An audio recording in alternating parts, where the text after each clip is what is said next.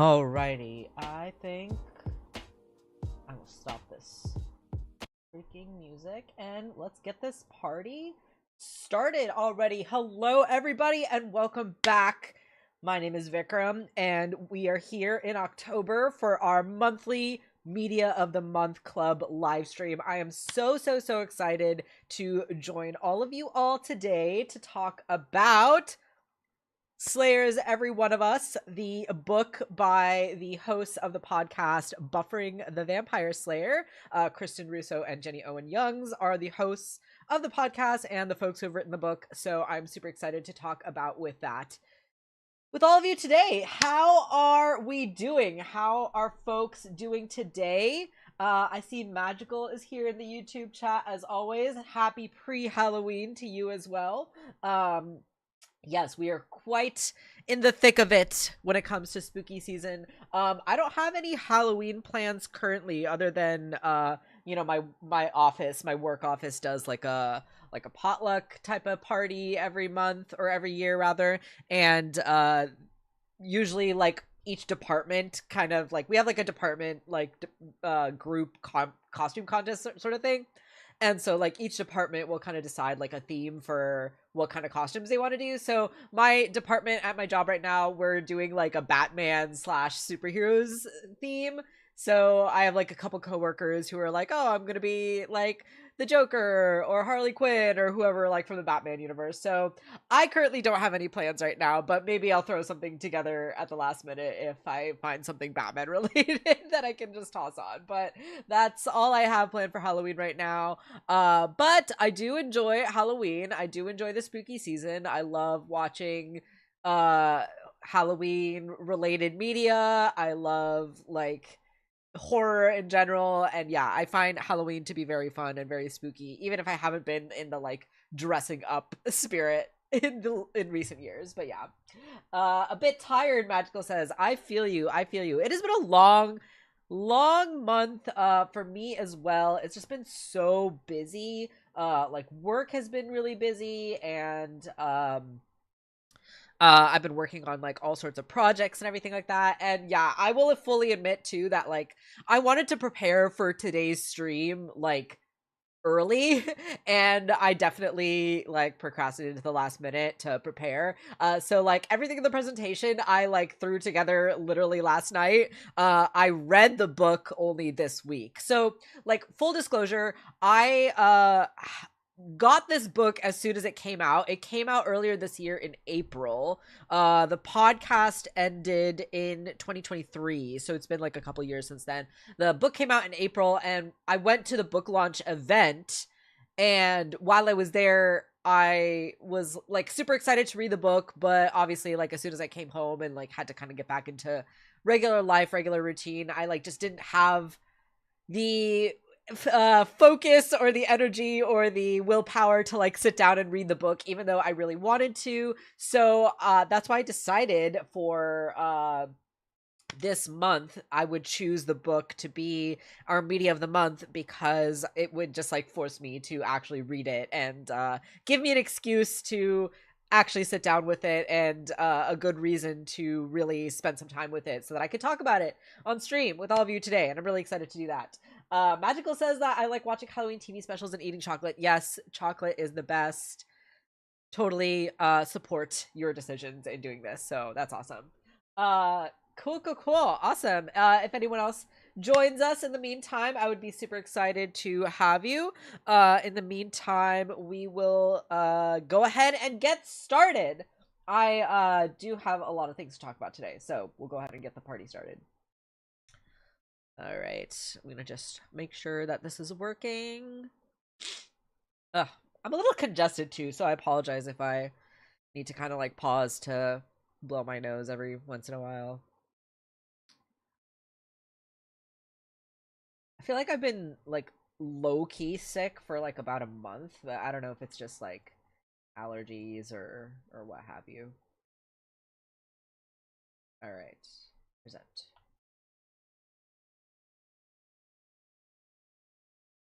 All right.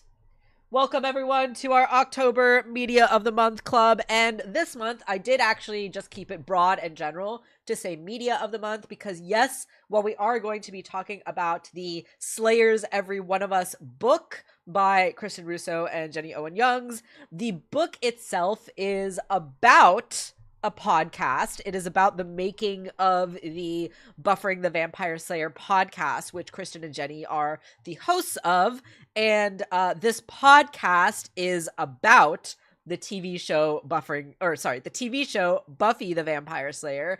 And within the podcast as well, too, in addition to discussing each and every episode and, having a conversation, delving into and analyzing and just like overall just shooting the shit about every episode of the Buffy show, Jenny is actually a singer-songwriter, a well-established musician in the music industry. She's worked with like so many huge names and co-written songs with so many top name artists, as well as been a successful musician herself. She has like a whole wide body of work that she's been working on.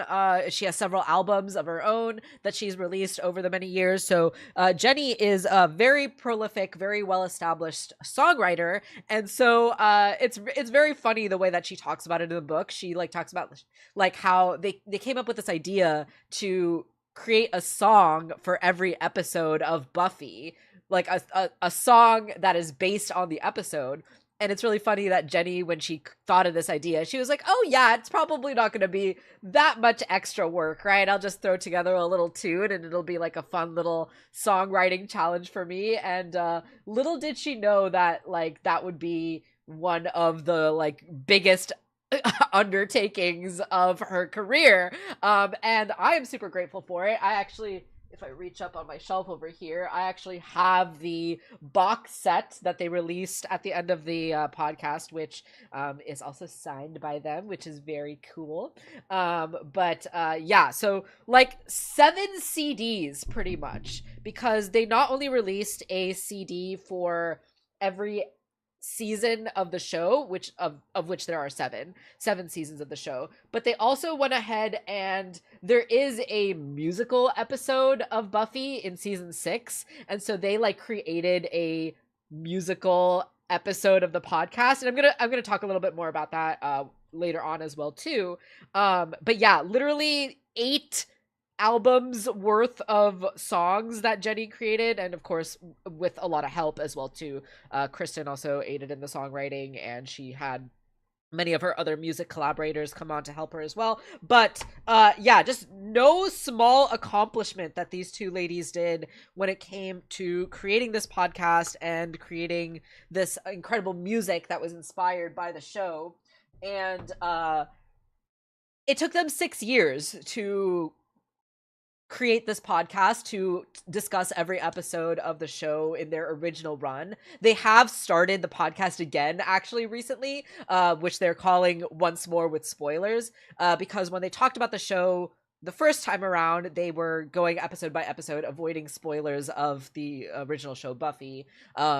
So they would talk about the episode without discussing what came in future episodes, despite the show being out for 20 to 30 years at this point. But they wanted to discuss it in a way that would be friendly to newcomers, to people who were just discovering the show, watching it for the first time, and wanted to experience it alongside with them. So their first run of the show, they did from 2016 to 2023. And they ended with the 7th season, and now they've restarted again. They're on season 2 now, this time discussing with spoilers. So they're going through every episode, but this time with the freedom to discuss all the future episodes and what's to come and all the foreshadowing. So it technically is a new discussion, even though they're still talking about the same episodes. So really big fan of them. Obviously, they've been going at it for many years now at this point. And throughout that 6 years that they've made the podcast, obviously, they have gone through so much growth and change and personal stuff within their own lives. And that is essentially what the book is about. It's about their own personal story as they have been creating this Buffy podcast for these 6 years of their lives, pretty much. And, I mentioned Jenny is a singer-songwriter. Kristin is also a LGBTQ advocate and educator. She's like written many books. She goes to like lectures and she gives talks about LGBTQ topics. Obviously, these two women are lesbians, because I actually didn't mention that the two of them were married to each other at the start of the podcast. So when they first started the podcast, they were literally married to each other in a relationship. And then throughout the course of the show, over the years, as they were making the podcast, they kind of realized that they were not happy in their marriage and decided to get a divorce. And despite, you know, going through a divorce, which is a very painful experience for many people, they decided that their friendship and the podcast and the community that they made was more important to them than, you know, the fact that it was hard for them to continue their relationship even after they separated. So this book and this story is about the two of them navigating their relationship, navigating how to create this podcast, and kind of how these two things intertwined with each other to create this story. So that's basically what it's about. Magical says, I didn't know people or I didn't know doing podcasts can sell merchandise. I thought they promote merchandise that sponsor them. So yeah, they obviously they have sponsors and stuff too, but yeah, they have plenty of their own merch, right? Like I showed off the CDs earlier. They made that. A lot of my pins, actually, if I pull over my pin wall here, a lot of my pins, like my Buffy prom pin and some of these other ones, like Pay Buffy Summers. This one's also a pin from them. So yeah, I have like a lot of merch that they created. Some enamel pins, their book, obviously. I have some, like, I'm wearing one of their shirts right now, as you can see, and I have some more of their merch as well too. So yeah, absolutely, podcasts can create merch. And oh, I should also add too that Buffering the Vampire Slayer is a totally independent podcast. They are not part of like any kind of podcasting network or any kind of broader parent company or anything like that. They are purely a independent podcast, so they do everything on their own. They produce everything on their own. They have like obviously a team of folks that help them, a couple small team members that they have that help them with consulting and producing and putting together the podcast. But yeah, they don't have any kind of network or any kind of parent company that they rely on. So they create this totally on their own. They make their money through Patreon and through sponsors. And, you know, I'm obviously a proud Patreon subscriber. I am totally in support of these girls' work and have been a huge fan for many years. And yeah, I'm going to go ahead and continue on before I before I ramble too much more. So first of all, you know, before I get into what the podcast is and what Jenny and Kristin's story is, we kind of just have to establish first and foremost what the heck is Buffy the Vampire Slayer. You guys who have tuned into the channel for a while now, who you know, have so graciously watched a lot of my previous streams or previous videos, you all already know that I'm a huge fan of Buffy the Vampire Slayer. I can't help but mention it at every opportunity that I can. It is probably my favorite TV show of all time. Is it a perfect TV show? Is it absolutely flawless? No, far from it. It obviously came out in the 90s and the early 2000s, so there's a lot of things that have aged poorly. There's a lot of things that are problematic about it.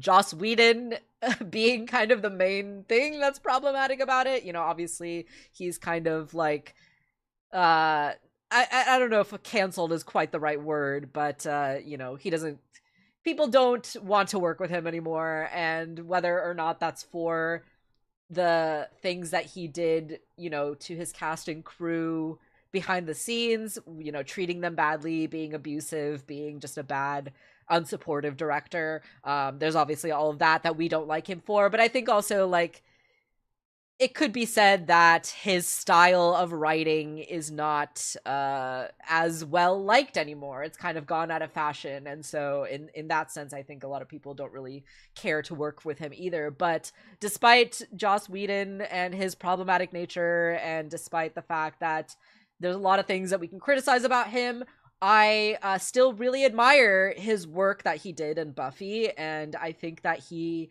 is still a really good writer, especially when he wrote episodes for Buffy in particular. And so I think, like, he's just one of those figures that I keep in my mind that is kind of complicated, you know? There's things I like about him, there's things I don't like about him, and, you know, I'll never know him personally. I'll never probably meet him, so my opinion doesn't really matter in the grand scheme of things. But I will say that Buffy, the show, his work, and of course it's not solely his work, right? Like there's so many people, writers, cast members, crew members. It takes so many people to make a TV show, right? So it's not just purely Joss Whedon's work, but this show and the work that he has created, it wouldn't exist without him, right? So I have to acknowledge that to some extent.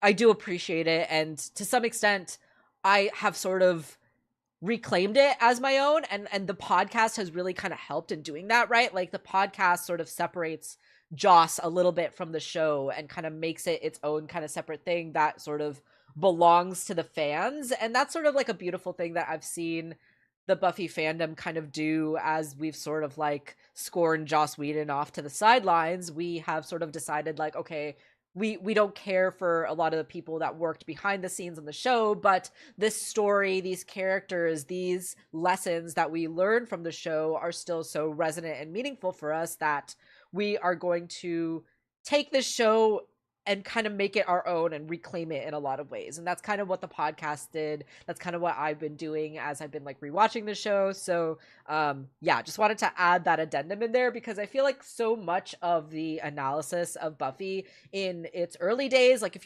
there's a lot of like academic books written about Buffy. And if you read some of those ones, especially the ones from like the early 2000s, they tend to idolize Joss Whedon a lot. They tend to like put him up on this pedestal of like one of the greatest writers and directors of television of all time, and that is a little hard to read when you are reading it from the lens of 2025, knowing full well what has really happened. So I really appreciate like more up-to-date, more modern analyses of the show that can kind of separate the show away from Joss Whedon. Anyway, I spent way too long talking about Joss. I did not intend to do that. I wanted to share this excerpt from the book itself because I feel like this is such a beautiful description of what Buffy is.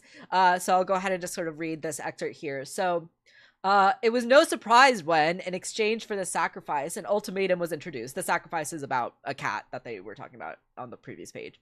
For the partnership to stand, Kristin had to do what countless queer women had done before her. She had to watch Buffy the Vampire Slayer with her girlfriend. It's a show about a girl who kills vampires, but also dates them sometimes. Jenny, encouraged by the slightest raise in Kristin's eyebrows, continued. It's also the story of a group of individuals brought together by friendship and fate, led by a preternatural, powerfully young woman with a sacred calling, waging war against the forces of darkness, sometimes triumphant, sometimes bruised and bloodied by battle with no end in sight, but one which they cannot give up on, no matter the cost. Kristin, not well versed in genre television and always instinctively opposed to a dramatic sales pitch, rolled her eyes. This was not Jenny's first watch Buffy with me blitz. If anything, she'd lost ground. Okay. Consider this. It's gayer than you are. Only then did Kristin take Jenny's DVD box set of all 7 seasons of Buffy off the bookshelf and pick up the remote control. Nothing, Kristin said, is gayer than I am. So I really love this little pitch of what Buffy means. And, you know, in the little description for the book Buffering, you know, obviously Kristin and Jenny, when they were in a relationship together at the beginning of their story, Kristin and Jenny's marriage started with an ultimatum. To further their relationship, Kristin must watch Jenny's favorite show, Buffy the Vampire Slayer. With the term set, they began a journey that led them through 7 seasons of the beloved genre show, a podcast rewatching the series with their newly minted listenership of Scoobies, unexpected success, and a divorce. Through it all, their love for Buffy and their commitment to their community held them together against the odds. So it's kind of like this funny thing, right? Like this idea of like, you need to watch my favorite show, Buffy, or else like, I don't know if our relationship is going to last, right? And that might seem kind of dramatic and that might seem kind of like silly on some level. Like, oh, like it's just a TV show. What's the big deal? But Buffy, I think to those of us who really love it, kind of understand that it's more than just a TV show. We kind of know what it means not only to the broader cultural landscape of television and genre television and serialized television, and the impact that it had on television and art and going forward since its release, but the fact that it is so deeply personally resonant and meaningful to its audience, particularly its very queer audience, I think is something that's really powerful about the show, that is sort of unique to Buffy, that doesn't really exist.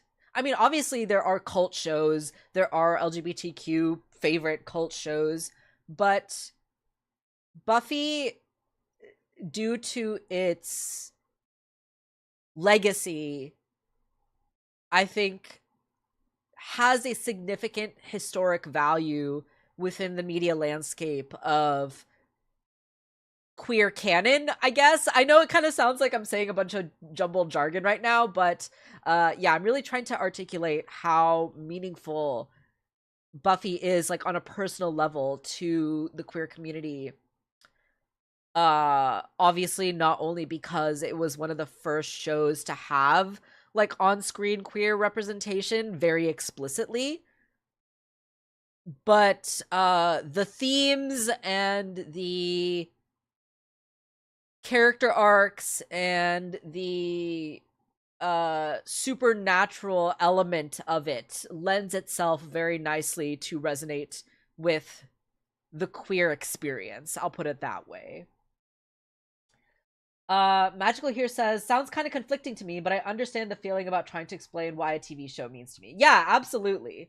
Yeah, I think anyone who follows my channel, you know, whether you came here because you love Infinity Train or one of the other movies or shows that I've ever talked about, I think we can all kind of understand on some level, like, sometimes a TV show is way more than just a TV show, you know what I mean? It can be something way more meaningful to us on an individual level. So I talked a little bit about like what Buffy is, what Buffy means. Basically, yeah, it's a supernatural show where one girl in all the world has the strength. She has been bestowed. She is the chosen one to fight against the demons and vampires. So Buffy is a girl who has been bestowed. She is the chosen one, and so she has the super strength and ability to fight vampires, and she has this responsibility to protect humanity, right? But of course, she is a teenage girl and she just wants to be a normal girl. And so the show is about what if high school is hell, but literally, right? Like we all kind of experience the high school is hell mentality when we're in school, right? But like this show basically takes that idea and extrapolates that out to a supernatural allegory, right? So basically, like, taking these supernatural stories but having them represent real struggles that high schoolers go through, right? Like there's episodes about like feeling invisible and then a girl literally turns invisible, you know what I mean? Or there's episodes about like um you know peer pressure and mob mentality, and this episode features a group of bullies who are literally taken over by like a pack of hyenas, right? Like the spirit of a pack of hyenas, and so they become like this mean pack, right? So it's like taking these concepts of what are the struggles that teenagers and high schoolers go through, and let's tell this supernatural allegorical story around that. And so each episode kind of follows that theme, and that is part of what makes it so grounded and so resonant, despite it being a show about like killing monsters and vampires and stuff, right? Because the monsters are representations of our own inner monsters and our own inner demons that we all fight with on a day-to-day basis, right? So that's what makes Buffy like so special and so cool, is the fact that there are these additional layers to it. And it's an incredibly character-driven show. The voices of each characters is so strong. The plots and the humor and the conflicts and the drama all stem from character driven motivated goals that you know, it doesn't just feel like these characters are going through the plots, right? They have like autonomy to make decisions, and that affects the story, and that has consequences. And yeah, it's just an incredibly well written show. And it really has that perfect balance of silly and campy and over the top absurd, and also being like extremely heartfelt, right? Like this is a show that is extremely grounded in its characters, and despite the fact that they are going up against like these otherworldly supernatural forces, because these supernatural forces are allegories for like internal struggles or external struggles that we go through, it's able to navigate that balance between like, oh yeah, we're being really silly and fighting like a giant praying mantis, but at the same time, like, what does that praying mantis like represent, right? And how does that affect Buffy and the characters on an emotional level, and then how does that then further their character arc? So that is why like the show Buffy itself is really great, and why I think it has stood the test of time. You know, there's a lot of these like supernatural shows that don't get the same amount of love and have the same staying power as Buffy did. And I think like all of these elements, right? The writing, the cinematography, the direction, the acting, the world building, the character writing, all of these are the things that make the show really special and stand out, and have allowed it to stand the test of time in a way that like a lot of these other genre shows have not really been able to do, or really even replicate when it comes to Buffy. I really briefly just want to mention the film I Saw the TV Glow. I ended up watching this film last week with Tom, because we like to watch spooky movies during October. And this film, for those of you who don't know, it is very much inspired by Buffy and about the experience of watching Buffy. And I'm not going to talk too much about this film today. In fact, I actually genuinely really want to make a video specifically about this film in the near future, because it's without exaggeration, it's probably one of my favorite films of all time. It on some levels, it feels like it was made specifically for me, because it is about this experience of loving Buffy and discovering your authentic self. The main character in the film goes through a journey that is very allegorical to the trans experience as well too. In my eyes, it is very unsubtle. The director of the film is trans, and I think like very intentionally tried to infuse that allegory into the film. And so the film is about like being trans and loving Buffy, right? And that's like literally my entire life. So I wanted to just briefly mention this film because it's kind of like, what is this film about? It's about queerness. It's about like Buffy and like how those two ideas intertwine with each other. And that concept, the idea of living a full, authentic life in which you are out, you are able to be yourself, and in turn, you are loving Buffy and just living your full life, living the Buffy queer life, right? Like that idea is what this film is kind of about.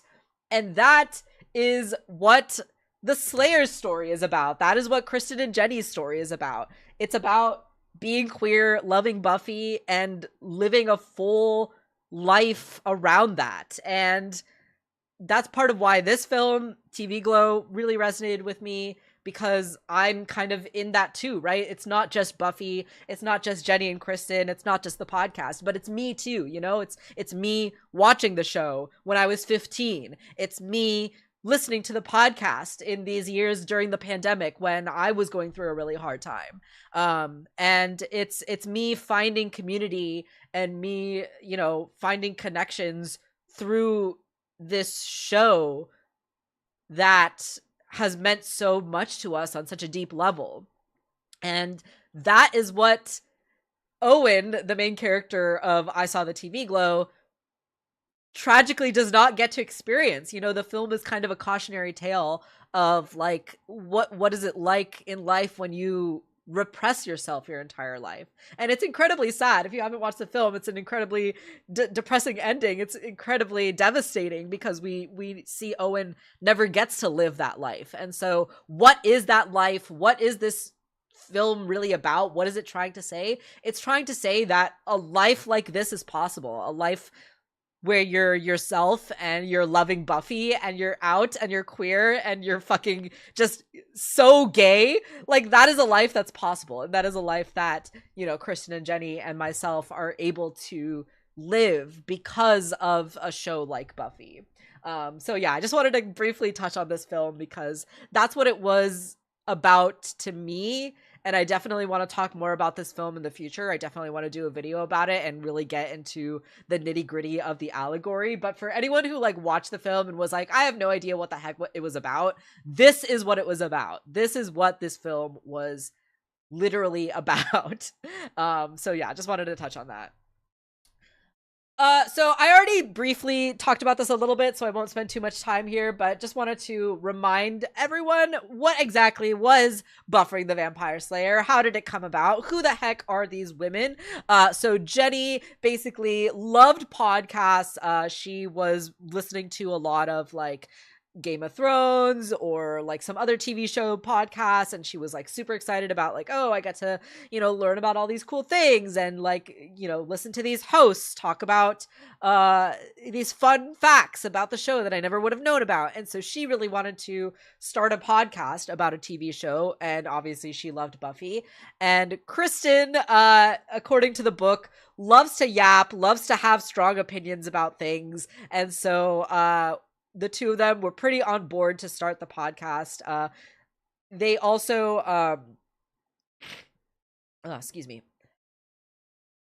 They also had recently like moved to a new town together. They moved from New York to LA. And so they decided to start the podcast to have something kind of fun to do, some sort of routine to establish in order to sort of get readjusted to their new life in the new city. So that's how they started the podcast, and that's how it was born. And like I mentioned before, Jenny is a musician and a songwriter, and she wrote a song for every episode of the podcast. And Kristin, as an LGBTQ educator and a writer, she was able to bring this analysis and discuss the show through this queer feminist lens, which I think like is something, you know, despite Buffy being kind of lauded as like this like feminist text for a really long time, there's a lot that hasn't really been discussed, especially through a modern lens, right? Like we can talk about how like in the 90s, like, oh yeah, it's so great and feminist to see a girl throw a punch, right? But in this day and age in 2025, right, we're kind of past that. We're kind of like, that's like level 1 feminism, right? Like we've kind of moved past that at this point, and there's so much more layers and so many more nuances that are involved with this kind of depiction of womanhood, of girlhood. You know, it's not as simple as to say like, girl throw punch, therefore she is strong, right? Like that's not exactly what makes Buffy a strong character. It's the fact that she does go through these emotional journeys, and she goes through these struggles, and she has failures, and she has low points, right? And it's this groundedness in her that makes her a feminist icon in a lot of ways, not just the fact that she's physically strong and can fight vampires. So that's something that I think, like, you know, Buffy obviously being a show that has been around since the 90s, and since it is mainly considered a or it has been taken seriously in the world of academia to some extent. There have been many writings on Buffy. There have been many like lectures on Buffy. There have been classes on Buffy. So the fact that there is like this level of analysis that is afforded to the show, it's been talked about for many years at this point. There's not really, I hesitate to say this. I was about to say there's not much more to say, but the fact is that a lot of what people have been saying about Buffy for many years has kind of just been repeated. Like, a lot of people have been kind of just saying the same things for many years, just because like everyone was kind of talking about the show in a similar way, which is why I appreciate Jenny and Kristin in their podcast, because they were able to bring this new perspective, this like more queer, this more, for lack of a better term, woke perspective to Buffy, this more progressive perspective to Buffy that I really appreciated when I was listening to their analysis of the show, because that sort of criticism and that sort of scrutiny was missing from the discussion for many years, because people were analyzing the show in a very similar way. So I appreciate that these two were able to bring a fresh perspective and able to bring their own experiences to the discussion, because I was able to resonate with their discussion a lot more than, you know, all the people that were praising Joss in years prior. Hello, Tom. Hello. Welcome. Thanks so much for joining. Appreciate you being here. All right.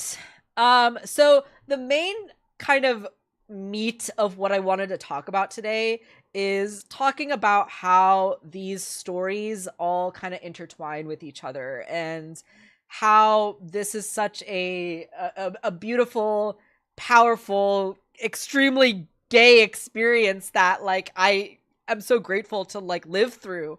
You know, Tom, since you just joined, you kind of missed me talk about I Saw the TV Glow, right? But like this is what TV Glow is all about, right? It's about like experiencing life and queerness and authenticity through this lens of loving Buffy and connecting with Buffy on a level that is so deep and so personal and so grounded in this feeling of this is my reality, right? Like that's kind of what the film is about. And this idea of stories being intertwined is, yeah, I'm sorry, Tom, you missed me talk about TV Glow. But that's what the book is about, right? That's what this whole thing is about. So, you know, I've got some photos of Buffy here on the left, and then some photos of Buffering in the middle here. I really love this photo in the middle of Kristin and Jenny doing the cosplay from the episode Band Candy. Kristin is dressed up as Joyce with the handcuffs, and Jenny is dressed up as Giles. You know, Ripper, badass Giles. And then, of course, them performing here at the bottom. Kristin with the praying mantis head is a staple of all their live shows. And then I've got some photos of me over here on the right. This was me actually at Buffy prom earlier this year. A photo of me in front of Buffy's house, in front of some iconic locations at Sunnydale High here at the bottom here. So yeah, this is really what the meat of what I want to talk about here today is how these stories have intertwined with each other and kind of what that means to me personally. So I want to go ahead and like read this excerpt from the book here.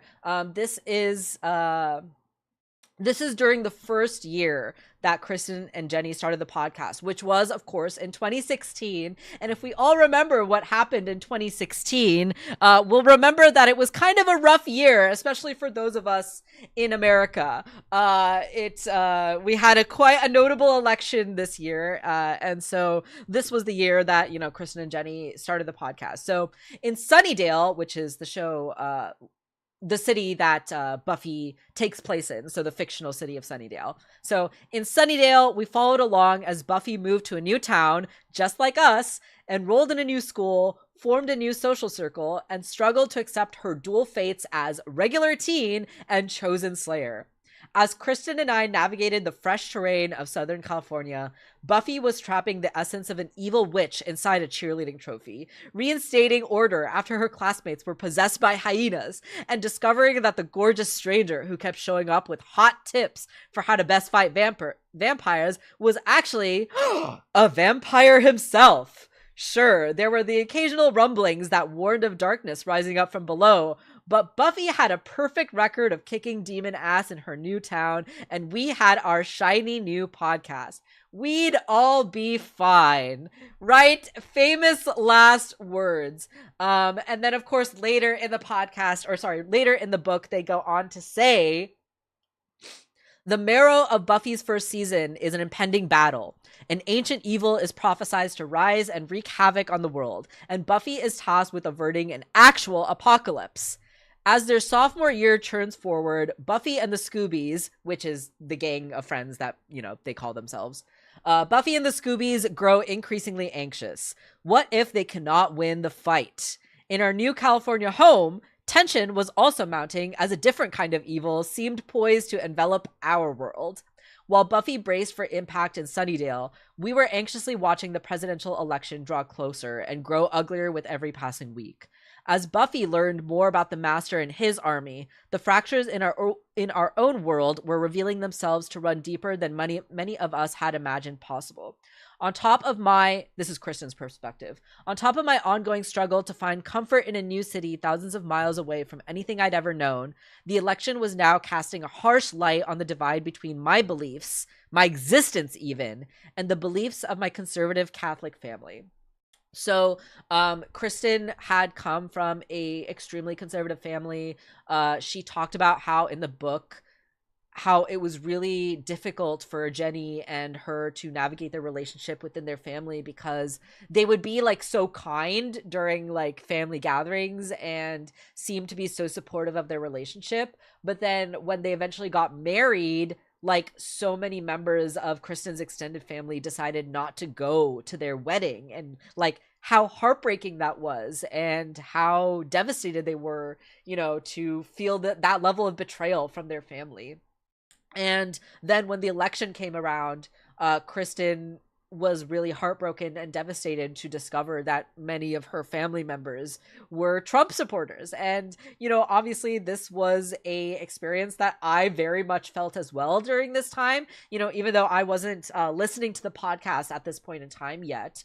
This was, I think, an experience that many of us in the United States really resonated with at the time. And so it's kind of like an odd coincidence, but also kind of like weirdly powerful in a way that, as Kristin and Jenny were discussing the events happening within the show Buffy, which, mind you, this show came out in 1997. So these guys are talking about the show 25 years later, and yet the timing of which they're talking about season 1 and this election happening in real life coinciding, I don't know, I feel like it's kind of magical in some ways. Like, obviously, like, it's kind of a coincidence in timing, but the fact that these two stories were intertwining in this way, even from the beginning of the podcast, like, and they talk about how in the book, like, this event, this sort of like for lack of a better term, this canon event, right, really kind of set the stage and really set the tone for what they would want the podcast to become going forward. And they realize, right, like, oh, this is more than just us talking about Buffy. This is going to be us connecting Buffy to our experiences and also to what's going on today and figuring out how we can all move forward and use our love of Buffy to find hope and to find community and to do the work, right? Organize and do the work that's necessary to fight against this impending evil, right, that is looming over all of us. And I couldn't stand to put a picture of Donald Trump in this presentation, so I just put a picture of the White House to represent the entire thing, because obviously the problems run far deeper than just one president, Later in the book, they go on to say, just a few short weeks and 3 Buffy episodes later, we also arrived at the finale of our first season, watching Prophecy Girl, the episode where Buffy has her final battle with the Master, alongside thousands of other Buffy fans in such close proximity to the election, hit hard. Many of us were experiencing the kind of oxygenlessness that usually results from a swift and stealthy gut punch. It felt like a genuine evil was more tangible, real, and powerful than ever before. The world felt darker and less safe in a way that suddenly had a name and a face.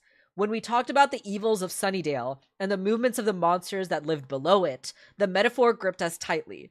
Similarly, when we watched Buffy and her chosen family hold each other to seek out their strength, we saw our own reality and communities reflected. So that is like such a beautiful tying in of these stories together, and how Buffy and buffering was able to come together during a time where we were feeling hopeless in facing off this evil that like was rising in our own world.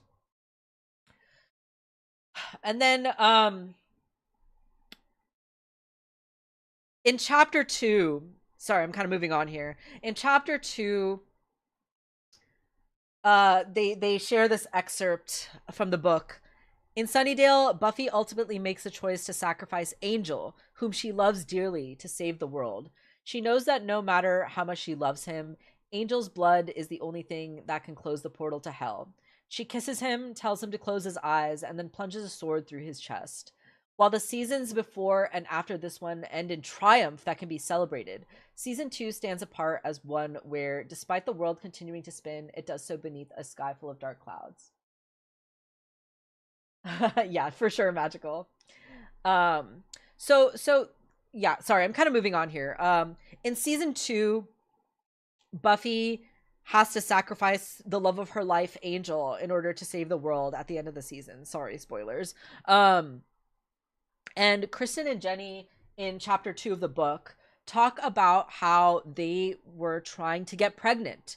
They had decided that they wanted to have a child, and unfortunately and tragically, they ended up experiencing a miscarriage together.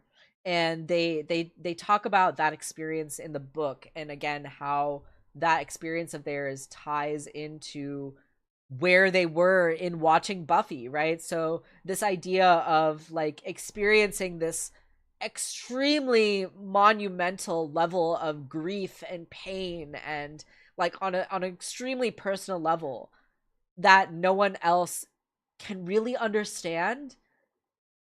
And because of that, the world just kind of keeps spinning and everyone has to just sort of move on with their lives. Like um that feeling is something that was also something that Jenny and Kristin experienced as they were dealing with the difficulties of their miscarriage.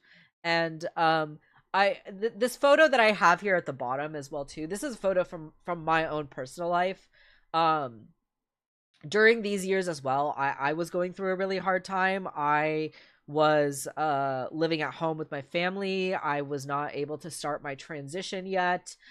We had just experienced a tragedy in our home that caused us to lose our home. We actually had a fire that randomly erupted in our home in 2017, and we lost our home and many of my belongings.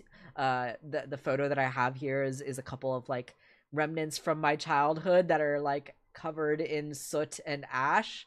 And so this was an experience that I had in a similar time during these years. So again, even though I wasn't listening to the podcast at this point in time, it's just kind of like a crazy coincidence how all of our stories are intertwined with each other, and how these connections have somehow always existed even if we weren't aware of them. It's just kind of like uncanny in some ways that like Buffy was going through this extremely personal loss, Kristin and Jenny was going through this extremely personal loss, and me myself, like I was going through an extremely difficult time, an extremely personal loss during this period of time in my life. And so I think like,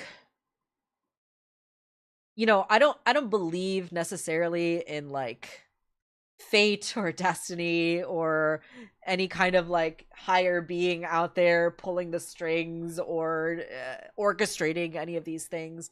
But I do think that there is something resonant, and there is something somewhat spiritual and somewhat powerful somewhat effervescent about this idea that all of our stories are kind of connected in this way, even if it's not exactly like one to one, but that we can all sort of like understand each other on this level of like grief and heartbreak. Yeah, I don't know. I don't exactly know if I'm articulating my point the way I want to. But I think what I'm mainly trying to say is, right, the fact that we can go through these tragedies and the fact that we can go through this level of grief on an individual level can feel extremely isolating, right? Like that's kind of like what this paragraph that I showed here is trying to say, right? Like Buffy losing the love of her life and yet the world keeps spinning. Kristin and Jenny losing their pregnancy and yet the world keeps spinning.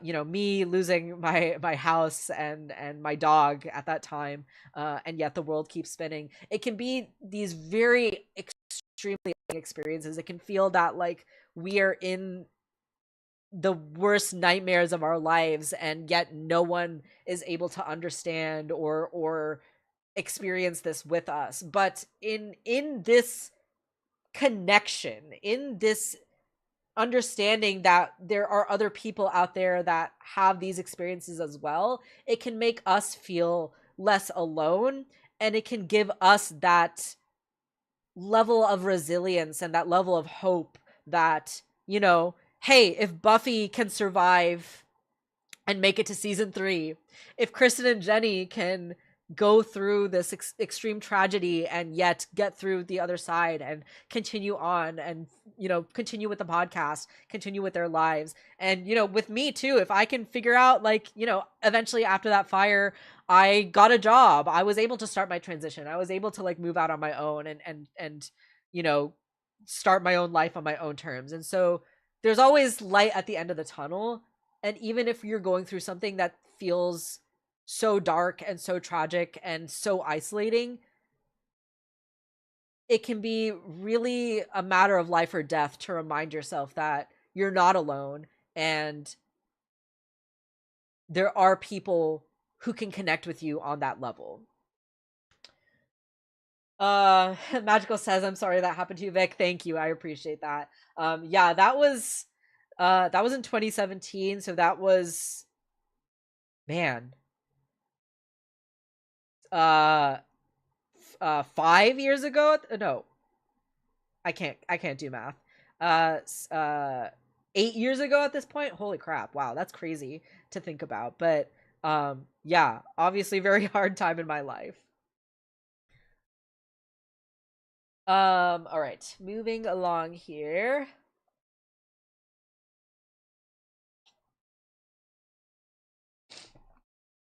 Okay. So I wanted to talk about chapter 3 of the book here. So in chapter 3, they start talking about how Jenny and Kristin, they are going through their separation at this time. Jenny essentially is the one who decided to end their marriage. She sort of like came to this realization, and it's really like no fault of either of their own. Like it's like no one was really the bad guy here, which is I think what makes it so powerful, the fact that they were able to navigate through this and like remain friends afterwards. But yeah, Jenny was the one who decided to end their marriage, and as they were deciding to end their marriage, they were also organizing a event for their podcast, which they called Buffy Prom, because in the show Buffy in season 3, she goes to prom in an episode, and it's like one of the most powerfully emotional episodes. It's a beautiful episode. It makes me cry every time I watch it, because it's the episode where Buffy's classmates finally acknowledge and thank her for all of the work that she's done, all of the rescuing that she's done over the years, all the fighting that she's done, right? So, and while they are discussing this part of the show, Kristin and Jenny themselves are going through the separation, and also Buffy herself is going through a separation. Angel has decided to end the relationship in season 3 and like leave town, and so again, there's these parallels happening between what's going on in Buffy and what's going on in Kristin and Jenny's lives, and that's basically what they talk about in these pages here. So I'll go ahead and read it. For Buffy, the other massive moment in the prom happens at the very end of the episode. For better or for worse, Angel has donned a tuxedo and has come to say goodbye to Buffy. The song that plays as they hold each other close on the dance floor is Sunday's cover of Wild Horses, which is a beautiful song and a beautiful cover, and again makes me cry every time I listen to it. At our prom, this was a moment we'd anticipated. I was going to perform the song for The Last Dance. This is Jenny speaking. I was going to perform the song for The Last Dance, and Kristin and I would have to be in a room of wall-to-wall Scoobies who knew us as a couple while I sang about a love so strong that it was shared between those who could not be torn apart by the most powerful forces. So this is at the point in time in their relationship where they had decided to separate, where they had told each other that they wanted to separate, but they had not announced publicly that they were going to separate yet. So everyone in their audience just thought everything was fine, that they were going to, you know, remain a married couple. They had no idea any of this was going on.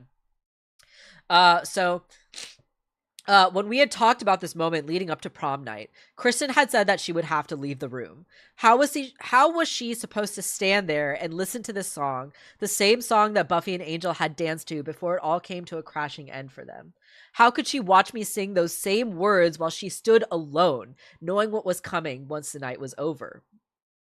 As I strummed the song's opening chords through as I strung the song's opening chords, though, our listeners formed a circle on the dance floor, arms over shoulders, holding each other close. They knew nothing of what had happened to both of us, but still beckoned Kristin to come and join them. They swayed together and sang along to the song, holding her when she needed it more than they could ever have imagined. Holding her when I needed them to more than they could ever have imagined. Since that first prom in 2018, we'd recovered a little bit from the complete shock and upheaval of separating spices, saying goodbye to beloved pets, and putting 3,000 miles of literal space between us. It was an ever-evolving kind of pain, and we had still had to pretend the sadness and anger away when we found ourselves together without our shared work to lean on. When we were in buffering mode, things always felt easier. We knew who we were to others, even when we did not know who we were to each other. This is the lesson that buffering was teaching us, had been teaching us, and would keep teaching us. Sometimes the work you do collides with your life, and you feel like you're living inside all 9 circles of hell. Sometimes the work you do collides with your life and reminds you of who you are, or, in the most powerful moments, shows you who you might be able to become. Yeah, I just really resonated with that. I thought this was so beautiful and powerful.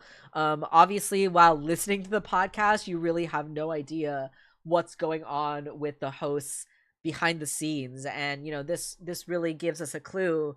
They were really vulnerable in the book here to tell us about what was really going on with them. And, yeah, it's really beautiful and really powerful. Again, just like that idea of the stories intertwining, of these themes interlocking with each other, how Buffy connects with us in real life, I think is just so beautiful and so powerful and so, like, I don't know. I don't have the words to describe it. It's just so unreal to me. It's on another level, in my opinion.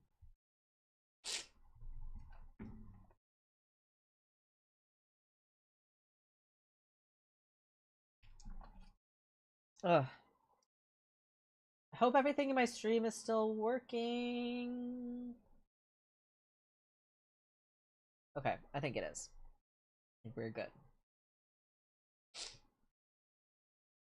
All right. So, years go by. You know, Kristin and Jenny kind of talk about how it was really a big struggle for them navigating both their relationship and the podcast.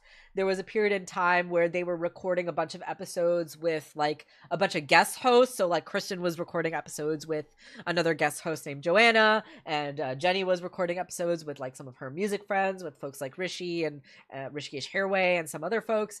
And they recorded all these episodes separately, but kind of, like, missed each other and missed, like, following certain plot threads or following certain, like, recurring bits as the seasons went on. They kind of missed talking about that with each other. And so they actually ended up like re-recording a bunch of the episodes that they had recorded with guests with each other, because they just like missed talking about the show with each other. But obviously, like, it's not all smooth sailing, right? Like the two of them talked about in the book, like going to couples counseling and navigating their separation, and Jenny deciding, you know, they wanted to go through a divorce, and Kristin wanting to stay in the relationship, but like having to navigate, you know, her wife that she had been with for 10 years now wanting to leave her, right? And there was obviously a lot of struggle that went into that, but they then talked about how in season 6, you know, I mentioned this a little earlier, but in season 6 of Buffy, there is a musical episode, and it's one of the like, it's widely lauded as like one of the greatest like episodes of Buffy. It's like one of the most influential episodes of television of all time. Like the fact that like we have the idea of a musical episode, right? Like Buffy obviously wasn't the first show to do a musical episode, but I would argue that it was the first show to really like popularize it and to really like make it a thing, right? Like in a way that it would then sort of recur in many TV shows in the future. So Buffy has this musical episode, and so obviously there was a big musical component to the podcast already. And as they were approaching, like, how do we want to talk about this episode? How do we want to make this special? They were like, oh, well, instead of maybe doing one song, maybe we'll do like 2 or 3 songs, right? We'll like add in some extra flair and whatever to the episode that they're doing. And they talk about how in the book, something that they like bonded over in the very early stages of their relationship was like doing the crossword together and like solving puzzles and like figuring out these like little pieces that would add up to this bigger piece together. And that was something that like they would bond over in the early days of their relationship. And now, as they were still navigating their separation and figuring out how they wanted to collaborate with each other, they ended up creating a whole musical episode of the podcast for the musical episode of the show, and ended up creating not 1, not 2, not 3, but 17 original songs based off of all of the songs that were in the original episode of the show. And and at the end of season 5, 2 characters named Xander and Anya decide to get married to each other. Xander proposes to Anya, and in season 6, in the musical episode, they end up singing a song together where, you know, like basically in season 6, like at the beginning of the season, all these characters have like these secrets, these like inner conflicts that they're not willing or able to share with the other characters. And for Xander and Anya, they have this fear of marriage, of like what's going to happen to their relationship once they get married. You can see here in the excerpt I have on the screen here, Xander is afraid that he will betray her, and Anya is or Anya fears that Xander will betray her, and Xander doesn't want to tell Anya that he fears that he will never be enough for her. So these are like the inner conflicts that these characters are going through, and then they end up singing a song about it, right? So Xander and Anya sing this song where they admit some of their fears to each other. And sometimes they're like a little bit silly, right? Like, oh, he snores. Oh, she eats like weird smelly cheeses. Like, oh, I don't know if this marriage thing is going to work out. But then they end up like revealing, right? Like, oh, is he still going to love me when I get old? Or, oh, am I ever going to like be enough of a man for her, right? Like there's these really deep fears. And so Kristin and Jenny decided, like, for the podcast, they were going to sing as themselves, addressing some of the fears that Xander and Anya were having about marriage. And I'll go ahead and continue reading the excerpt from the book here. Since this podcast musical of ours was us, Kristin and Jenny, singing about our thoughts on the episode as its music, we thought we'd tackle this one by singing back to Xander and Anya. We knew those fears well, and we also knew what unfolded when those fears became reality. Also, we reasoned who better suited to give advice to two crazy kids afraid to get married than two crazy kids who seem to be, against all odds, finding new ways to connect to each other after a divorce. We advised Xander and Anya that if they made promises that they ultimately found they couldn't keep, they always had the option of splitting up. We called the song You Can Always Get Divorced, and then we encouraged them. And I'm going to go ahead and sing this little excerpt of the song here. Bear with me because I'm not the best singer. Take it from two girls who've been down the line. There's no knot so knotted. It can't be untied. You can always get divorced. You can always get divorced. You might even be better friends if you reverse your course. Yeah, you can always get divorced. And if we weren't writing songs for a musical episode of our podcast, and if the narrative we were covering inside it did not involve two people very anxious about marrying one another, it's entirely possible that we would never have looked each other dead in the eye and considered aloud that getting divorced might in fact have been the best thing to ever happen to our relationship. And then later on in the book, they talk about how during their finale live show, they ended up performing their finale show at the same venue in New York that the two of them actually ended up getting married in, which is just like, again, one of those crazy, like, almost destiny laid out full circle moments, right? Like, they got married at this venue called the Bell House in New York. And then, of course, that was the only venue available for them to host their finale for the podcast in. And they ended up singing this song at that venue, at that podcast. And they talk about it in the book here. It seemed our audience agreed. While they quieted momentarily and the lights dimmed and the music began, when we walked on the center stage holding hands, a wall of enthusiastic screaming rose to meet us. It was a kind of screaming that could only be generated, we are convinced, by a room full of people united around a story they all love, coming to the end of a 6-year journey of podcasts and live tapings and meetups, of building friendships and finding true loves in this mini universe we had somewhat accidentally created. The night was an ecstatic blur as we bounced from bop to ballad and back again, with a special guest propping up to join us. The bronze sign was handcrafted by our listener, Scout, lit up the edge of the stage. We got to sing You Can Always Get Divorced together on the same stage where 9 years earlier we had exchanged marriage vows. Kristin jokingly called out to her parents, who were in the audience, I bet this isn't what you had in mind when I came out to you. And it's really funny when you listen to the audiobook of this book, they actually include the exact audio excerpt of what Kristin shouted out to her parents that night. And it was basically along the lines of like, well, when I came out to Gay As You, did you ever imagine that I would get married and then 9 years later be singing about my divorce in the same exact venue that we got married? Like, it's just such a crazy thing, such a crazy coincidence. And honestly, like, I can't think of anything more fucking gay than that. Like, that is just, like, sure, two women getting married is gay, but two women getting married, getting divorced, going back to the venue where they got married, and then singing about their divorce based off of a song that is from the TV show Buffy the Vampire Slayer. Like, I genuinely cannot think of anything more queer than that scenario in and of itself. I just, it's the gayest thing I've ever heard of, you know what I mean?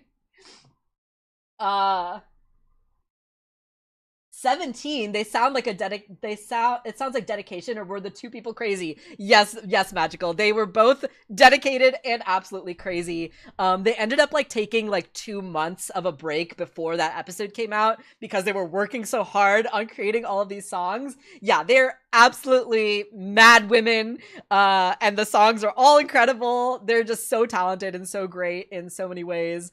Absolutely crazy that they were able to accomplish that, and genuinely like one of their greatest accomplishments. When I came out to Gay As You, Vikram 2025. Yeah, exactly, Tom. And actually you can see here in the bottom right, I have a photo of myself here, and this photo, it was taken in 2021. This was right after I had top surgery, and I chose this photo here because, you know, like I mentioned, I was going through kind of a rough time in my life as I was listening to the podcast.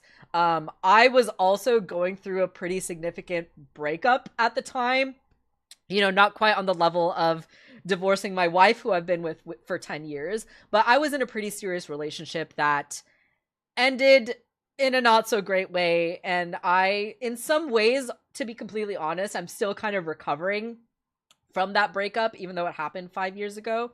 And I chose this photo of myself after top surgery. You know, you can see I'm still wearing like the bandages across my chest, but I feel like this photo for me represents the turning point for my life. Like, I was really at a low point. I was really struggling mentally, physically, everything, and like, especially right after surgery, right? Like, physically I was struggling. Surgery is not, as much as I wanted to have surgery, it is not an easy thing to go through. It is extremely physically demanding. So this was kind of a representation of a low point in my life. But the thing is, it is recovery. Like, surgery, the idea of recovering from surgery implies this coming back up, right, from hitting rock bottom in a lot of ways. And so that's kind of why I chose this photo here, because I think like this idea of hitting rock bottom and clawing our way back up, you know, tooth and nail, right? Whether it's writing 17 songs for an episode of a podcast, whether it's recovering from surgery and rebuilding a life after a breakup, after a divorce, or whether it's like, you know, Buffy herself rebuilding her life in season 6 after the tragedies of what happened to her in season 5, right? Like, there's so many of these stories that intertwine with each other and connect with each other in this way that has like resonated with me on this like deep personal level that is why I've connected with this story and this podcast and these girls so much. Like, I hope that I'm making sense when I'm talking about how the way that these things all intertwine with each other. All right. Yeah, I just wanted to share a little bit more about my own experiences with the podcast and with Buffy, right? So this is a little line from the book here that I share. This is a lesson we learn again and again in Buffy, but never so clearly or so grand a scale as the end of the series. We are stronger together. We are better together. And I have this little collage of images here. On the left was actually the very first live show that I ever saw of Buffering the Vampire Slayer, Fool for Love, which is a fan favorite season 5 episode about Spike. They did this show in San Francisco, and I went to that show at the time, and this was happening kind of right before my breakup. I want to say this was like kind of summer of 2020, I want to say, or maybe like early 2020 or something like that. I can't remember if this was before or after the pandemic started, but probably before, actually, because otherwise they wouldn't have had the live event. So I want to say it was early 2020. But I was going through the difficult time in my relationship where I was like really unhappy and kind of anticipating the breakup coming. And so like when I went to this live event, I was like really not present. I like didn't talk to anybody else in the crowd, despite like the fact that we were all there to like enjoy the same thing and we were all like loving Buffy and big fans together. So I probably could have made some friends at that event, but because I was in my own world, in my own tragedy, I was not able to connect with people. And I ended up going to future events where I would tell people that story. I would tell people like, yeah, I went to that San Francisco show and I didn't talk to anyone. And I had so many people tell me like, oh man, that sucks. Like, I would have loved to talk to you. I would have loved to meet you. And yeah, it just reminder to, you know, there's never any harm in putting yourself out there and making connections. And you never know what you're kind of missing out on if you are holding yourself back in that way. And this little video I have in the middle here is from Buffy prom that I went to a few years ago. It is the famous Sunnydale High courtyard. They had Buffy prom at the high school that the show was filmed at, and you can see there's like so many of the beautiful Buffering fans in the community who are out and about around the courtyard. I think this was like just before the event started, so it's still like a little empty, but yeah, the famous fountain and the staircase was just so surreal to see in real life. And then this photo I have on the upper right here, a bunch of Buffering friends and I who went to the beach together that day. And then the bottom left here, I have a photo of me and Rishikesh Hirway. He is one of Jenny's friends and one of the guests who has like shown up on the podcast a lot. He's also a musician. He helped create a couple of the songs that Jenny created for the show. And one of the reasons that I wanted to meet him and one of the reasons that I wanted to speak with him is because he is like one of the only South Asian members of the community, of the Buffering community. You know, Buffy is a very like white show, and despite Kristin and Jenny's best efforts to champion progressive causes and to uplift marginalized voices, there's still a predominantly white audience, and that's just sort of the reality for it. And so I really admire Rishi, and I really admire folks like Albadaza, Mackenzie McDade, and all the other collaborators of color that Buffering has gone out of their way to uplift and collaborate with. So that's something I really appreciate from the show. And also Rishi, I discovered him and his music because of Buffering, and now I'm a fan of his, and he makes great music and also creates great podcasts in his own right too. So yeah, I'm super thrilled that I got to meet him. Also, I just realized that I didn't set up my chat properly and it's like not showing up on the screen properly. So I apologize for that. I don't think I can fix it at this point. So I apologize in advance for that. A few more photos I wanted to share from Buffy Prom just because it was such an amazing experience. On the top left here is a photo of me and Jeremy. Jeremy is just such an awesome person.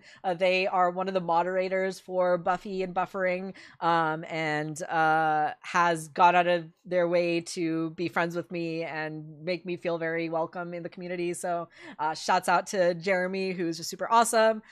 There's a photo of me at the bottom before the finale live show at the Bell House, you know, in front with the community. A photo on the top middle there of the finale show at the Bell House. Kristin donning her iconic praying mantis mask, which has been a staple of the Buffering podcast and their events since the beginning of the show. And then on the right here is a photo of my tattoo, which I currently have on my arm. And this tattoo I got in New York when I went to go to this finale live show.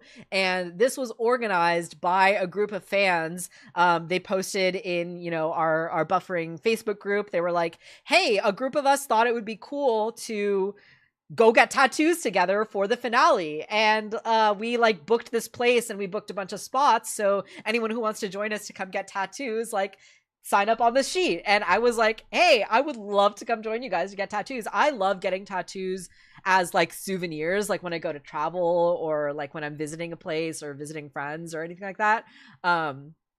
I really love getting tattoos that way. And yeah, it's a little impulsive because I didn't really plan it beforehand, but this was such an amazing experience. And yeah, actually, Tom, that's true. Tom helped me draw this tattoo. It is more or less the entire thing was drawn by him, and I just asked my tattoo artist to make like a couple small little adjustments, but it is mostly drawn by Tom, who contributed to that. So yeah, shout out to Tom, shout out to my tattoo artist. And you can't really quite see it in this photo, but if you squint and look in the corner left there, they were actually playing Buffy on the TV as we came to come get tattoos. So that was just really special. They like really made the entire experience really like special for us as fans.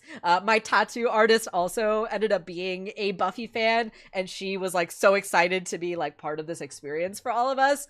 So big shout out to her. Shout out to the Red Baron Ink tattoo place in New York City. That was just such a incredible experience, such a powerful, memorable experience for me to, you know, be in that community with those people. It was just such an amazing time. Um and so that's basically like that's basically all I wanted to talk about when it came to like the podcast and their story and my story and the way that all these things intertwined. You know, the podcast in so many ways like saved me. It like was there for me in these dark times. It like brought me this friendship and connection with people that I would not have had without it. And it's just been such a meaningful, impactful, and beautiful experience of my life. All thanks to Buffy, all thanks to Jenny and Kristin for persevering and going through all the struggle and hardship and work that came with navigating their personal lives and their relationships and creating this beautiful work of art and this community that has brought so many people together through the love of this story that we all connect with on this very like deep resonant level. So I don't know, it's just really beautiful to me that I don't know, like we get to live this one life on earth, and in this way all these things can connect with each other and lift us up, and I think that's beautiful. So just a few more quick things that I really love about the podcast that I already kind of touched on a little bit, but I just want to go a little bit more into. So yeah, analyzing through the show through the critical and queer lens. Like I mentioned, I feel like as much as Buffy has been discussed and written about and studied throughout the years, it has never quite been talked about in this way and through this feminist queer lens, and dissecting some of the more problematic elements of the show. So obviously a show that has come from the 90s, it's going to have some aspects to it that have not aged well. And the fact that they are able to talk about these elements in a progressive way, in a way where we are critiquing things in a nuanced and thoughtful manner. Some of the aspects about race, they talk about how in the book they were going through season 5, discussing season 5 as the 2020 summer of protests, of the kind of second wave of the Black Lives Matter movement was happening. The death of George Floyd and the protests that were happening around that were all kind of happening around this time as they were making the podcast. And they had one of their fans, Alba, reach out to them, say, hey, I love that you guys are trying to be progressive, but I will admit I was somewhat disappointed that you didn't address some of these aspects of the show, some of these like character elements that were more problematic that I was really disappointed at. And it was disappointing to see that you guys didn't talk about it. And so Kristin and Jenny, instead of like, getting defensive and being like, screw you, they decided to hire Alba. They were like, hey, you seem to know what you're talking about, and we would love to have you contribute to our show. So why don't we pay you to be our consultant, to be our producer, and help us discuss some of these things in a way that we can't from our own experiences. So I really admire that about Jenny and Kristin, that they are willing and able to go out of their way to use their platform to uplift marginalized folks and to uplift these voices that have not historically gotten their chance to say their piece. And one of my favorite episodes of the Buffering podcast is actually an episode that is not tied to a specific episode, but it is hosted by a bunch of Black creators, Alba, Mackenzie McDade, Ira Madison III, and oh goodness, I feel like there's one more person that I'm totally forgetting right now, and I feel terrible for forgetting.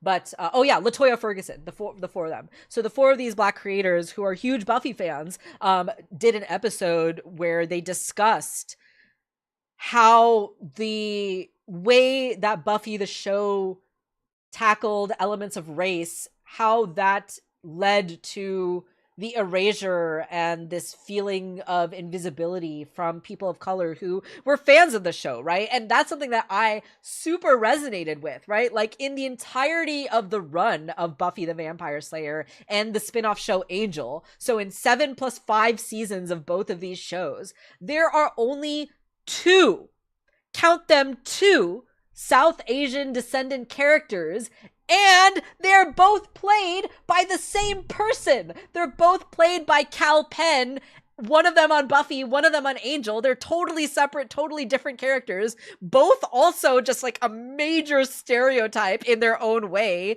And it's just like, no one's talking about that. You know what I mean? And so I really appreciate that Jenny and Kristin were able to create this space to discuss some of those issues, and allowed this platform for these Black creators, these Black fans to address their own experiences and their own things that they were disappointed in with the show as well too. So I really appreciate that from Jenny and Kristin. And it's just like you look at this story, you look at the way that these two women have navigated their lives and their love of Buffy, and it's just, I said this earlier before, but like what is more gay than that? Like Jenny ended up getting remarried to another one of her musician friends, and that musician friend ended up collaborating on some of the music with them and being the voice of Faith, who is another vampire slayer that Buffy just has incredible like romantic and sexual tension with. And so like I kind of like think it's funny that Jenny, the voice of Buffy, ended up getting married to Jess, who was the voice of Faith in the Buffering verse. I feel like that's just really gay. And then Kristin also ended up getting remarried to a woman named Avanti, who helped them stage manage and produce their finale event. So Jenny knew Avanti through the music industry, brought her on to assist with the production of the event. And after the finale event ended, Kristin was like, hey, would it be cool if I asked Avanti out? And after 6 months, they ended up getting married. And now the both of them, have their own current wives. They both now have children now at this point, and are still making the podcast. They're still friends. They're still going episode by episode. And they're talking about other shows too. They're talking about the X-Files, which they are lovingly called the EX Files, for them being ex-wives. They talk about all these other shows on their Patreon as well too. So like, I don't know, like to me, it just feels so queer culture to remain friends with your ex, to get remarried to all these people who are in the same sort of social circle as your ex. And all of it is all kind of tied together through this experience of loving Buffy. And I think that there's literally nothing more gay than that. Like, there's literally nothing more lesbian than that whole story and that whole experience. Like, you can't tell me that there's anything more gay than that. And then something else that I just sincerely love about the podcast, and I think is something that like the medium of podcasts has this advantage over any other kind of medium out there. But there's like these recurring bits, right, that Jenny and Kristin will bring up as they discuss the show, and talking about Buffy and having these recurring bits almost becomes its own sort of inner language that's used within like the buffering community, right? And so like these sort of inside jokes that we have with each other that sort of strengthen the connections that we have.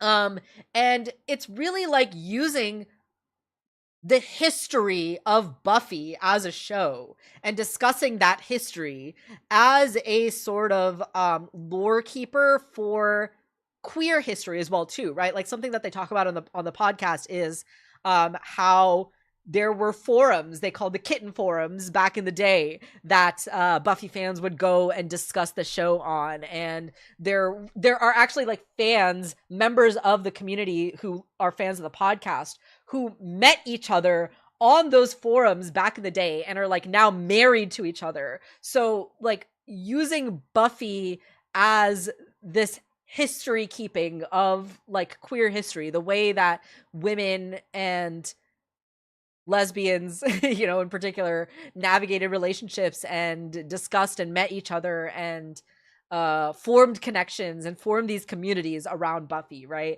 And the way that they talk about it on the podcast delves into this like history, which I think is just really beautiful. And this sort of inner language, these like inside jokes, these bits, these references that they make, it also parallels the use of language within the show Buffy itself. And there's this really canonical piece of academic writing by a writer named Rhonda Wilcox called Why Buffy Matters. It's one of the first biggest like academic analysis of the shows that came out like years ago. This is like one of the like pinnacle academic texts about Buffy. And in that book, there's a whole chapter about the use of language within the show and how, like, you know, the teenagers have their own kind of slang and their own kind of like language that is distinctly separate from the language of the adults, and how that the use of language creates this sort of separation, this dichotomy within the generations of the show, and how that separation and dichotomy is used as a motif through the show in order to convey these ideas of coming of age, right? Like, what does it mean to transition from being a teenager into an adult, and using language as a way to distinguish those modes, if that makes sense. And language is such a powerful tool within the show, and the fact that Buffering as a podcast was able to create its own language within its own universe, I think parallels the show again really beautifully. And again, it sort of just ties into that idea of these stories intertwining, of these discussions intertwining. And I just think that that's like so beautiful and so powerful in a lot of ways. And some of my favorite bits, and I'm not going to go through and explain all of these bits because like no one likes to hear when, you know, jokes are explained to them, but these are just some of my favorite bits that they will bring up in the podcast. Hell math, which is just like going into some of the like metaphysics of the world and how kind of unreasonable some of these things can be when you're trying to do calculations on the Hellmouth. Jenny, as a songwriter, also does like all these little jingles that they'll play throughout the show. So they'll have like jingles for characters. So like when a character does like something really cool, they'll like play the jingle. Jenny has this like little catchphrase where she'll go, wow, wow, wow. Kristin is a natural talent when it comes to singing. They always make references to Jenny's birthday, like so they'll introduce the episode, right? Like, this episode of Buffy originally aired on this day in 1999, which was just X days away from my 16th birthday, is like how Jenny will introduce the episodes. So that kind of became a recurring bit. And there's this really funny appendix in the back of the book where it's literally just a chart. Oh my gosh.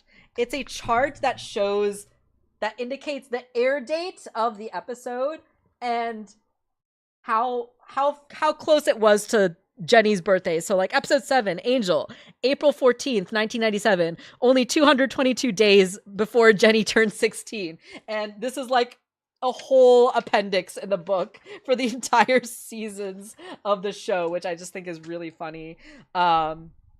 They also did this thing called Sexual Tension Awards, where they would choose which characters in each episode had the most sexual tension, and they would have their audience vote on it.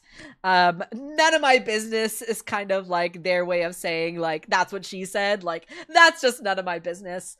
They have this whole Faith and Buffy conspiracy, which of course is like, of course Faith and Buffy boned each other, like that's just a given. Them kind of going back and forth about Riley is always really funny. And then in this like latest run of now doing the show with spoilers, they started this bit called What Was Dawn Doing? Which is basically just like them trying to come up with what Buffy's sister was up to in the first 3 seasons of the show when she's not like actually on the show. So it's really funny, it's really fun. So even though that they can get very serious sometimes, and even though like they can get into these very like important discussions, the podcast in general is just a lot of fun. It always, you know, when you're tuning in, it feels like two friends having a good time, and you're just sort of sitting around shooting the shit with them as you talk about your favorite show. And I really love that feeling. I really love that feeling of like understanding all these references and inside jokes. It really makes you feel like you're part of that community. And yeah, there's probably so many other bits too that I'm like forgetting and not getting to in this point. But these are just some of the ones that I was able to think of off the top of my head that I absolutely love. And then just briefly as well too, I wanted to talk about the music. I thought that I would want to talk more about the music during today's stream because I love the music so much, and I genuinely have so much to say about it. First of all, Jenny's just sheer songwriting capabilities, both in quality and quantity. Like every song is a bop. Every song is great. It is a well-constructed song. It is playing into the genre that she is trying to go for, and each song is so well done. Obviously, like some of them I love more than others, and some of them are better than others. That's sort of just natural when you have like 140 plus songs that you wrote in the span of 6 years. But they're all great and they're all amazing, and she's just such a talent when it comes to producing and writing and creating so much, the sheer volume of songs that she created during this time. And she has this extremely innate ability to capture the emotional essence of the episode through her music. So whether it's like a really fun, silly episode, or whether it is one of those more like dramatic, grounded episodes, she is able to like get to the heart of what the emotional core is of the episode and convey that through a 2 to 3 minute song. And she does this by playing with genre, instrumentation. She's an incredible lyricist. Like she's just an incredible poet in my opinion. And the way that she portrays her vocals, like all of these things kind of play with each other. Like sometimes the lyrics will be like really serious and really emotional, but the genre and the instrumentation will be like more silly or more playful. And that sort of dichotomy is what the show is also conveying, right? Like the emotional weight of what Buffy as a character is going through within the world of the show is very real and very emotional and very like grounded for her. But because it is a fictional, supernatural, campy, over the top show, from the audience perspective, it can seem very silly and it can seem very funny. And Jenny is able to convey that duality of silliness and earnestness through playing with genre and vocals and lyrics and instrumentation, and really mastering the way that these elements intermingle with each other. And she has basically created like this entire like in-world universe of buffering songs. Like she has collaborators come on to sing the voices of other characters. She will create these like leitmotifs or references. She'll like call back to earlier songs that she's done when like certain themes recur in the show. And she has like essentially created this like soundscape universe that is like a cohesive world within the songs of these 7 seasons. And that I think is just like so cool and like so awesome. And because of listening to this podcast and listening to these songs, Jenny is a huge reason why I decided to pick up the guitar again and start taking it more seriously. You can see I have my guitar finally up on the wall behind me, but like I have been wanting to play guitar for many years of my life and have never really like put in the effort. But in listening to Jenny like write these songs, sometimes a bit silly, sometimes like a bit simple, she'll create these songs, but like in seeing her doing that, it really inspired me, being like, hey, if she's able to like create a song like this about like this silly episode of Buffy, like that means that I might be able to create songs one day too. And like her music making ability, her songs, and me also like wanting to learn how to play some of these songs is one of the biggest driving factors for what inspired me to play the guitar. And so I really owe a lot of that to Jenny and the podcast and to Kristin. And, you know, I probably wouldn't be playing guitar as much if it wasn't for this podcast and if it wasn't for this music. And yeah, like I mentioned, I have so much to say about the music. I have so many favorite songs that I could talk about. And at first I thought maybe I would talk about some of that stuff today, but there's just so much that goes into that and so much that I have to say about all of that I decided I'm going to save it for a future stream. We'll do another future Media of the Month stream where I'll talk specifically about the music, just because I have so much to say about that. And I feel like I already had so much to say today about the book and the stories that I wanted to keep the scope somewhat focused. So we'll talk about the music at a future time. But yeah, I just wanted to give a shout out to that. I absolutely love the songs. I think Jenny is just one of the most talented, creative songwriters that I've ever heard, in my opinion. And I have so much respect and so much love for her work.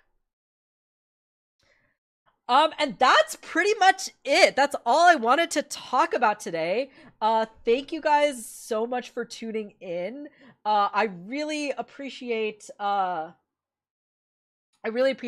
hanging out with me today to talk about buffering and to talk about this book and this podcast that I love so dearly. This is something that obviously has been a big part of my life for many years. And so to be able to share it with all of you is really special and really meaningful for me. So thank you all so much for hanging out today and for being a part of my stream.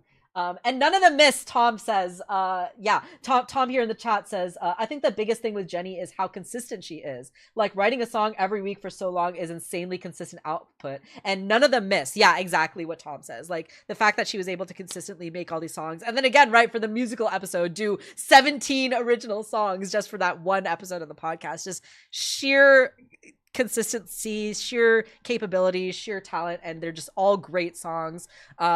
Just really, really awesome work from Jenny and the podcast. So yeah, definitely want to give the music its own time to shine and discuss that at a future time. So yeah, thank you all again so much for hanging out today and hearing me talk about Buffy and buffering for so long. Next month, we are going to be having our next Media of the Month on November 30th. That is going to be the last Sunday of the month here. And it took me a while to kind of decide what I wanted to do for this one. But I think, again, I wanted to do something that was going to be a little bit easier for me. Something that like I'm already kind of like in the mindset of, and something that I'm already kind of excited about, so that I don't have to kind of like drum up this motivation and excitement from thin air. But we are going to be talking about Dimension 20 Cloudward Ho. This is the latest season of Dimension 20 from Dropout.tv that is actually just finished airing. The finale episode just came out last Wednesday, and I actually haven't finished watching it yet. I have been just so busy with other stuff and preparing for today's stream that I haven't gotten a chance to watch the finale episode yet. But so far, from the 19 episodes out of 20 that I have seen so far, this has been my favorite season of Dimension 20 that I've seen so far. All the players are just like at the top of their game. The world building, the characters, the bits, the story, everything is just so great and so fun. And one of the best actual play real TTRPG seasons that I have ever seen. I thought you hated Dropout. Yeah, I'm actually a secret hater, but no, I absolutely love this season. I'm really excited to finish watching it and finish the finale. And there's so much I want to talk about. There's so many bits that I want to talk about. So many things with the characters I want to talk about. The world building I want to talk about. So yeah, I think next month is going to be a bit of a simpler one, because like when it comes to actual play shows, like because they are improvised, there's not as much analysis you can do with them, because like it's not like someone sat there and thought like, oh, here's like the themes and the motifs and the stuff that we're going to get into this season, right? It's just sort of like you're telling the story with a group of people on the spot. But that being said, I do think that there's still a lot to say about this season and a lot of analysis that could be done despite it being improvised. So yeah, definitely want to share that next month and talk about that with all of you. So really excited for that. Yeah, thank you so much, Magical and Tom, for hanging out with me in the chat, and to anyone else who tuned in this month. I am really grateful for all of you hanging out with me and uh sharing all these things that I love so much so dearly with all of you. So really appreciate you, really grateful. Thank you all so much for tuning in. I'm gonna go ahead and wrap it up there, but yeah, just thank you again. Have a wonderful rest of your month. Happy Halloween if you are going out. Stay safe and party hard and have a spooktacular time. And until next time, I will see you next month to talk about Dimension 20, Cloudward Ho. Until then, stay safe and take care. Bye, everyone.